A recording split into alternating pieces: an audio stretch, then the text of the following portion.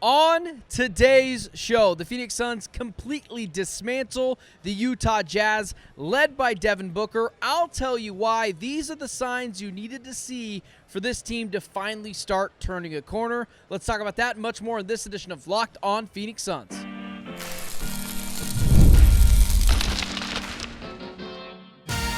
You are Locked On Suns, your daily Phoenix Suns podcast, part of the Locked On Podcast Network. Your team every day. What is up? Welcome back into Locked On Phoenix Suns. My name is Benjamin Garcia, host of the Ben Garcia Show, Monday, Wednesdays, and Fridays at 7 a.m. on YouTube, as well as a credentialed Phoenix Suns media member covering your team every day. That's what we like to call it here at the Locked On Podcast Network, 365 days out of the calendar year. Thank you so much for joining me on kind of this special edition, a double dose for your Friday Locked On Phoenix Suns.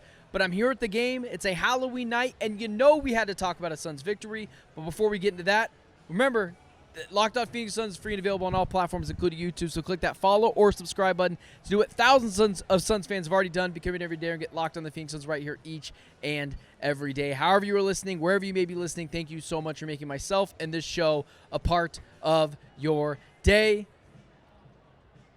Today's episode is brought to you by the lovely folks over at FanDuel. Right now, new customers bet just $5, and if your bet wins, you get $300 in bonus bets to use across the app. Head to FanDuel.com to get started. All right, there it is. That's the growth you needed to see. That is the growth on the court you needed to see from the Phoenix Suns. This was a complete annihilation of the Utah Jazz. An annihilation so profound, so impressive, that I had to do an extra show. I can't let this go by. I can't let this feeling escape me. What I just saw was a team growing up in front of my very eyes. It's not me trying to say, oh, this team's different. They're going to be awesome. They're going to be a play-in team. Like, I'm not making any grand declarations because, guys, at the end of the day, who freaking cares about that? The Suns aren't winning a championship this year. That's not what this season is about. It's about showing growth. It's about, your young players, Colin, Gillespie, Mark Williams, developing them so that when you're ready to compete again, you look like a team, or when you're ready to compete again, those guys will be ready for that moment, and you look like a team ready to compete for a championship at some point. But that's not what this season is about. And this is why I didn't get really upset with the Suns for losing against the Memphis Grizzlies. Like, I'm going to go scorched earth at times. That Utah Jazz loss from a couple of the nights ago, I think it was a week ago at this point, it just felt like the Jazz wanted that game more. And even if the Suns would have won that game, I wouldn't have told you that's what a Phoenix Suns victory is going to look like throughout the year. That would have been the anomaly. Beating a Utah Jazz team 140 to 138, like the Suns don't have that sort of offensive personnel. What you need to see is over the season a drastic change in your players' development. Meaning, Ryan Dunn looks better, Oso Ighodaro looks better, Colin Gillespie looks better, Mark Williams looks better. I'm not going to sit here and say that everyone gets a gold star tonight. Colin Gillespie, Mark Williams, even though Mark Williams offensively wasn't amazing, he was again a stud defensively. Johnny on the spot always feels like he's in the right position to succeed. Colin Gillespie, 29, 30 other teams could have signed Colin Gillespie, and they decided not to. And they could have got him for a bargain. But he's here in Phoenix. This is the development you needed to see from the Suns. From game 1 to what is it now? Game 6. Suns are 2-4 on the season. Yeah, they lost that game against the Memphis Grizzlies. But the reasoning why I talked, I believe, some sense into everyone who listens to this show that maybe might have been upset. I don't think everyone was. But you saw that competitive fight. You saw that competitive spirit from the Phoenix Suns against the Memphis Grizzlies. They came out in that game with a loss, but it felt like there was something you could build off of. A lot of Suns victories aren't going to look like the Memphis Grizzly one, where again they score into the 110s, 115, 112, and the Suns win that game. Like, that even feels a little high for me. This is what Suns wins are going to look like. This is what they're going to look like. The Suns, I don't know how many more games they're going to win. Let's just say, for the sake of argument, the Suns win 25 more games this year. I know they probably win more than that, but let's just say that. Like, that's a firm number, right? We can see that. 20 of the Suns' wins of their next 25 are going to look like this. They're going to completely dismantle a team that is at the same level of talent they are, or just below them. But the Suns have a culture, they have an identity that they can fall back on when things go wrong. And it feels like from the Jazz game, or it feels like from the Nuggets game where it went really bad, to the Jazz game, to the Grizzlies game, to now again the Jazz game, you are seeing clear development. Again, the Suns might get their doors blown off against Wemby and the Spurs on Sunday. That's not the point. Is there a development being shown? And what you saw tonight was clear development, clear culture, a team that put it together for 48 minutes. What did I say the other night? The Suns were this close to playing a complete game of basketball. They were this close. And then Ja Morant went down the floor and hit the game-winning shot on them with like 38 seconds to go. There are some bad things to take from this game, like there will be for every Phoenix Suns victory. There'll be one or two bad things. But the Suns came out and did the thing that they promised us that they were going to do in the offseason. They were going to do all the little things. They were going to be gritty. They were going to dive on the floor. They were going to be suffocating. Everything Matt Ishbia, Brian Gregory, Jordan Knott all said this offseason, they point to this game and say, this is what it's going to look like. Now, the Suns are going to do this to a really good team, and they might still lose. But at that point, it's not an argument of, well, the Suns lost because they got out-schemed. The Suns lost because they didn't have the correct play that they ran. It'll likely be because the Suns aren't as talented. And these games matter, not for the NBA Cup thing. I still find it a little funky. But how many times have I said these games matter? Not the games against the Spurs or the Nuggets, or like the Suns are going to go into those games clear underdogs and probably lose most of those games. But if you want to be a play-in team, you've got to win the 50-50 games. You've got to do the thing where you might be, a little bit better, a little bit worse than this team. But if you want to get in the play-in, you got to beat these teams. The Trailblazers, the Jazz, the Grizzlies, even to a degree, was that kind of game. And the Suns did it. The Suns came out here, and they took care of freaking business. And they didn't let Lauri Markkanen have another 50-burger on them. He was still really good tonight. He had 30-plus points. But he was dwarfed compared to the Suns' best player this time. Which is what it should look like, by the way. And so, I thought that this was the perfect encapsulation of a Suns win. Everyone kind of gets involved. You limit the turnovers. I believe the Suns only had 7 going into halftime. As I take a peek-sees here at the turnovers. The Suns had 12 turnovers tonight to the Utah Jazz 21. Do you guys remember the story of the Grizzlies game? The Suns had more turnovers than than the Memphis Grizzlies. They still forced a bunch of turnovers. In fact, I'm going to get you I want to get the clear statistics on that since we just read the Utah Jazz ones. The Suns, as I pull it up right here, against the Memphis Grizzlies, the Suns gave up 21 turnovers, and the Grizzlies had 17 turnovers. So it wasn't like the Suns weren't, it wasn't like the Suns weren't forcing turnovers, weren't being suffocating defensively, which is why I said they were this close to playing a perfect game, but then they ended up losing. The Suns forced 17 turnovers against the Memphis Grizzlies, but what was the difference in that? The Grizzlies only gave up 14 points off of turnovers, compared to the Suns' 21 turnovers to 37 points conceded off those turnovers. That right there is drastic improvement for the Phoenix Suns. That's what you had to see. The Suns are going to turn over the ball. They're not going to be the best offensive team, so they're going to have to get buckets in cheap ways. How do you do that? Force a turnover and get a driving layup at the other end. Uncontested. Get to the free throw line. That's what the Suns did tonight. The Suns obviously took advantage of the free throws that were there. They made 15 of 18. They didn't get to the line as much as the Jazz. But they also forced the Jazz into making a bunch of dumb, stupid turnovers, and that went to 30 points the Suns' direction, 29 if I'm being exactly specific. There's the clear development you need to see. There is the clear game-by-game progression. And no, I'm not trying to blow smoke, guys. I'm not changing any of my grand declarations. I still think the Suns will be the 9th seed. I still think they'll make the play-in. I still think they'll make the playoffs because Devin Booker, I think, can carry this team in a 2-game sample size in a tournament. But I'm not making any other grand declarations. I don't think that they're going to be the 6th seed. This doesn't change that much.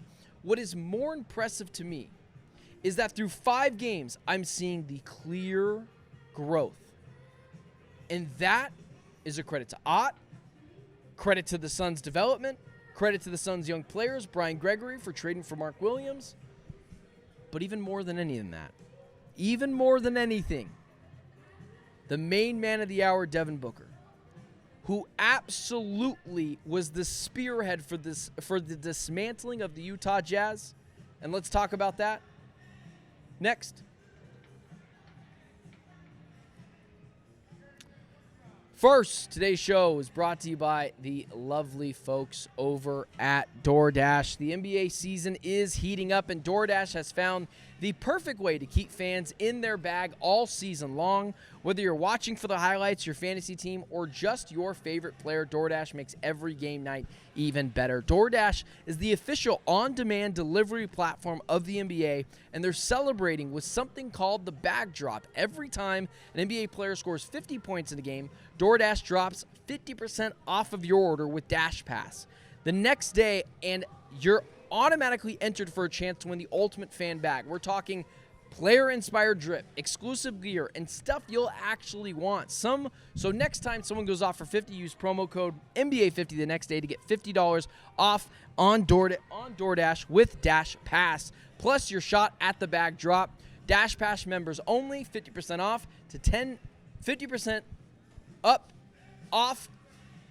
off up to $10 the next day after a 50-point game with promo code. Terms apply. No purchase necessary. Ends April 13th. Open to U.S. residents 21 or older. Visit DoorDash in your bag for full details. DoorDash in your bag all season long. All right, let's talk about Devin Booker really quickly, because I have been hard on Devin Booker, and I don't think that that's a bad thing. I think it is the correct approach when talking about Devin Booker, because he's a super max player. The thing I will continue to say all year long is this isn't my expectation of Devin Booker. Forget what I think. What did the Suns say about Devin Booker? And what they said was, he's our super max player. He's our franchise cornerstone. He's going to make $45 million a year and be our franchise cornerstone. And through the first, 5 games of the season, Devin Booker was sporadic. He got his buckets, but did it ever feel like any of them were really big? Tonight, it felt like every Devin Booker bucket was big. I thought Eddie Johnson said it really well on last Friday's Utah Jazz Suns broadcast, which is Booker's going to get his, but when he gets his matters. He can't just show up in the third quarter when the team is down 15 and end up getting his garbage time 28 points a game. Booker was in control all night tonight. And I don't know what it is, guys. I'm not going to say, Booker forgot how to play basketball and then all of a sudden knew how to play basketball. It's not that. He's he's intelligent, he's a cerebral basketball mind. He knows what he's doing. But I thought for the first 5 games of the season, Devin Booker was overthinking a lot of different things. Meaning, he was doing too much on the court. Felt like the pressure was too much on him. And today, I think he finally felt like, it's getting alleviated a little bit. Devin Booker doesn't have to do everything anymore. And it felt like he maybe got some of that today. He didn't learn how to play basketball again. But it felt like he knew, I've got some guys around me. I don't have to make everything happen and more. It also helps, and this is something to a defense of Devin Booker, where he has found guys open all year long, and guys aren't hitting on shots. And Booker isn't good enough. He's not Jokic. He's not SGA. He's not whatever, to where if no one else is hitting shots and teams double team him, like, I don't think he's going to find a way out of those double and triple teams consistently. He's not as big a player as SGA or Nikola Jokic or LeBron in his prime, and it's just harder, and it's harder for him, and it's easier to take him out of games. So he needs Colin Gillespie, Grayson Allen, Royce O'Neal freaking tonight again. Again, where would this team be without Royce O'Neal? The occasional Jordan Goodwin minutes, who hit a 3 tonight that I remember and got the whole team jacked up, who we'll talk about later. But it just felt like the Suns, it just felt like Devin Booker maybe heard the noise a little bit. You know, we saw the stuff, you know, of people maybe like myself sending some jabs at Booker like, hey, you've got to be more consistent. You've got to be a better player. And it felt like because of the combination of guys actually hitting shots, Devin Booker tonight, I think he had 8 assists in this game. I want to look at that really quickly, make sure I have that right here. Devin Booker tonight had 9 assists in this game. So my eyes don't deceive me. I don't need to watch the game. Or I'm sorry, I don't need to see the box score to know Devin Booker's impact. I watched the game. I saw him do it on the court in real time. So we got some help from Royce O'Neal, from Grayson Allen, from Colin Gillespie. And if those guys are hitting shots, that opens up everything for this team. Everything. And so credit to Devin Booker, man. Credit to Devin Booker tonight for not changing the way he plays, but being himself. Getting into the middle of the painted area, getting a cheap bucket down low, being Johnny on the spot with some of his rebounds. I know he had an offensive rebound in this game that he put back. He felt like he was in the right spot all night long. It felt like Devin Booker was in control of Devin Booker, whereas it felt like in games past where sometimes it felt like he wasn't always in control. Like he was doing too much. Like the game was moving too fast for him, almost like a rookie. He wasn't playing like a rookie. He's playing much better than a rookie. But those mental mistakes, those mental lapses, if I had to guess tonight, and again, I haven't looked at this either, I'd guess Booker maybe had 1 turnover. Maybe 2 if I want to be safe, but I know he had 1 to Colin Gillespie in the corner. Yeah, that's the only one. 1 turnover tonight. 1 turnover tonight. Mistake-free basketball. Free-willing basketball. Non-timid basketball, aggressive basketball. And I thought tonight defensively, like again, I haven't looked at the numbers, felt like he was in the right spot, right place, the right time. So, like this is the Devin Booker breakout game we needed. And like I do think that this is the start now for Booker turning into supernova Devin Booker that carries this team into the play-in, that steals a win because he's so awesome against, a Thunder. And that might be a little too high, but like a Thunder, a Clippers, a team that the Suns would normally lose to, Booker's going to put them on them back and put them on their back and steal a couple of those games. So, like, this was the Devin Booker game we were all waiting for. He was awesome tonight.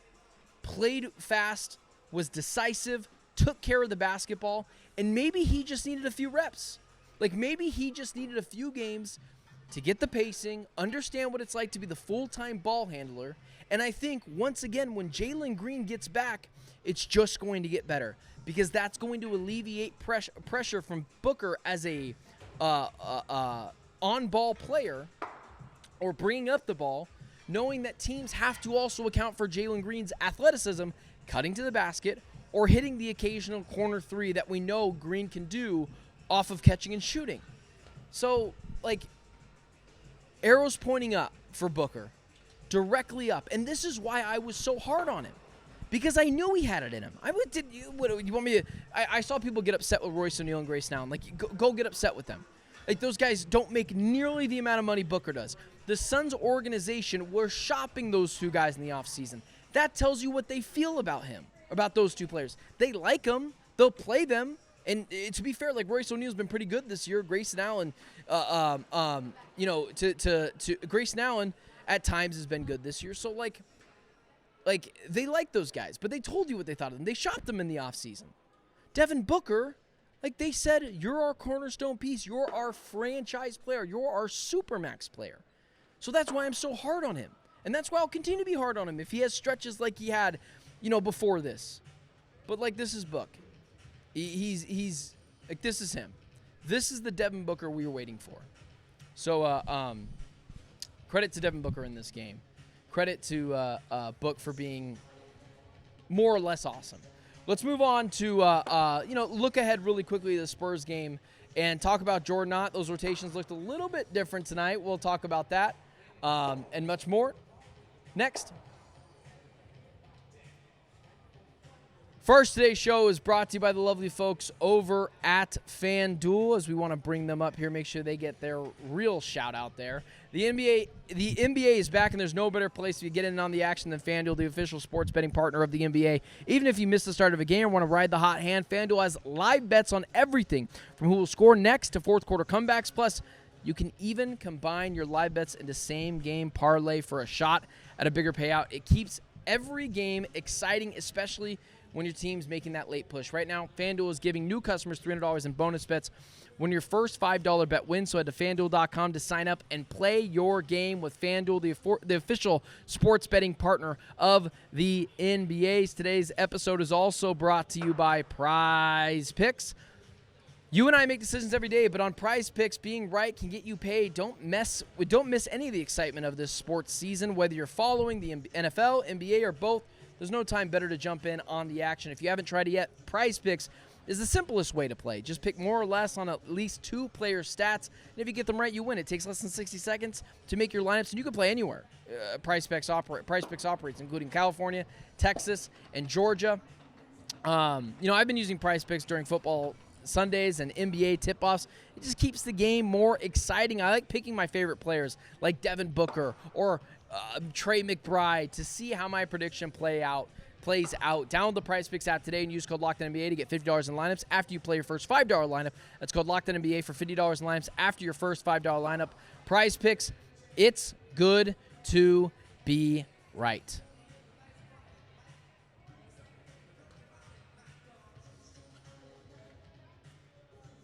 All right, let's close out the show. Here's the one negative that I'll say about Jordan Knott tonight.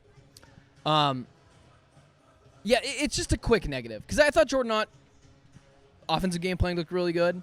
And, like, there's the thing, too, like, you have to – I thought this was the first good to great coach game from Jordan Knott. Schematics defensively were the best it was all season. Schematics offensively were the best it was all season. How much of that is Devin Booker is hitting his shots offensively? I don't know. And how much of that is he's defensively, he's got his guys, they're moving, they're starting to get their legs under him. Here's the other thing I'll say. Jordan Knott's got to be smarter about his challenges. He's got to be smarter about his challenges. There was a challenge that could have came back to bite him in the ass, and it ended up not doing so. But the Jordan Goodwin offensive foul, or whatever you want to call it, that was challenged by the Phoenix Suns, that didn't go their direction, that was a clear, okay, Jordan, you're listening to your player a little much. We know it was a soft foul. Like, we know it was. But there's no way that's getting overturned. And they lost that challenge. They had 2 timeouts for the final 14 minutes of this game. What if it got close? What if Utah went on a run? You would have had to burn one, and then maybe you only have 1 timeout for the final 6 minutes of this game. That can't happen. But that's rookie coach stuff. Like, that's stuff he's going to figure out. So, like, I'm not going to kill him for it. It'll get figured out. It's just stuff that needs to be pointed out. Here's the other thing. Again, defensively, I thought this was like the perfect Jordan Knott game. Toughness, grittiness, jive on the floor, 50-50 loose balls or 100% R balls, that sort of mentality. I appreciated this as well. He played Jordan Goodwin tonight. He said, okay, things aren't working. Let's get someone in here that is more about our identity. And what do we know about Jordan Goodwin? He's not necessarily a great shooter of the basketball. He's not necessarily a great shooter of the basketball, as I look at my notes right here. But he is someone who can come in and be annoying, be a pest defensively, be a catalyst on the defensive side of the ball. So I got to give him credit for that too. He brought in someone in Jordan Knott that you said to yourself, like, you weren't sure if him coming in tonight was going to be a plus or negative, and like he filled up the stat sheet. Jordan Goodwin, 7 points. He had a big three-pointer from Devin Booker in this game. 4 rebounds, 3 assists. That's what you want to see. A supercharged, pesky player off the bench that comes and be's annoying defensively. That was a good call by Jordan. I don't know if that's going to work out in the long run.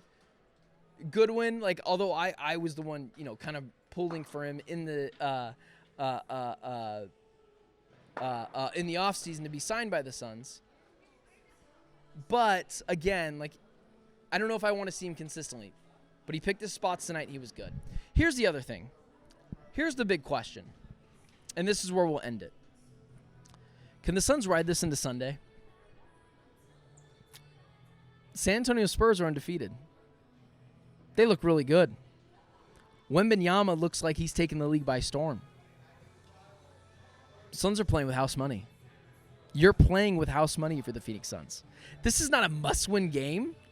This is not you going in there like, oh, man, what? Rule number 1, don't get steamrolled. Be competitive. That's a win. That'd be a massive win. If you hold Victor Wembanyama to 20 points and, somewhat efficient shooting, whatever that looks like he's going to get his. But this is your first real test. I think it is. Because we knew how good the Clippers could be. They took the Nuggets to Game 7 last year in the playoffs.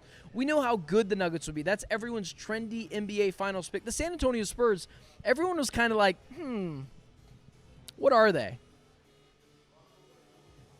Can the Suns be the team that dethrones them for a day? Can they be a team? If they're going to do it, this is the game. This is the blueprint. Force turnovers, get out in transition, get easy freaking buckets. That's what you're looking at if you're the Suns. That's what you want if you're the Suns.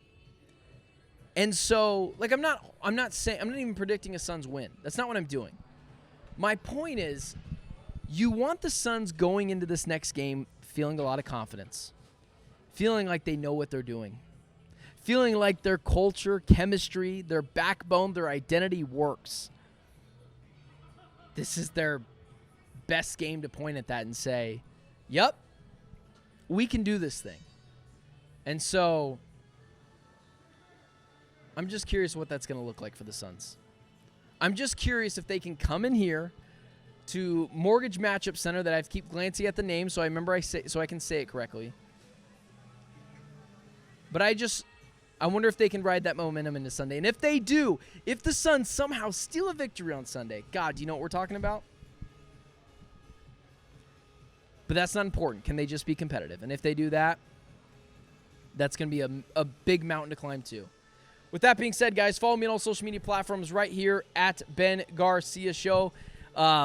Don't forget to like, share, subscribe to this show. That's where I'll end it there. For everyone tuning into the show, appreciate you guys always doing so and supporting me and this channel. But until then, until Sunday night after the Suns play the Spurs, it's so long for now. I'm Benjamin Garcia, and it is Locked on Phoenix Suns. Talk to you guys then.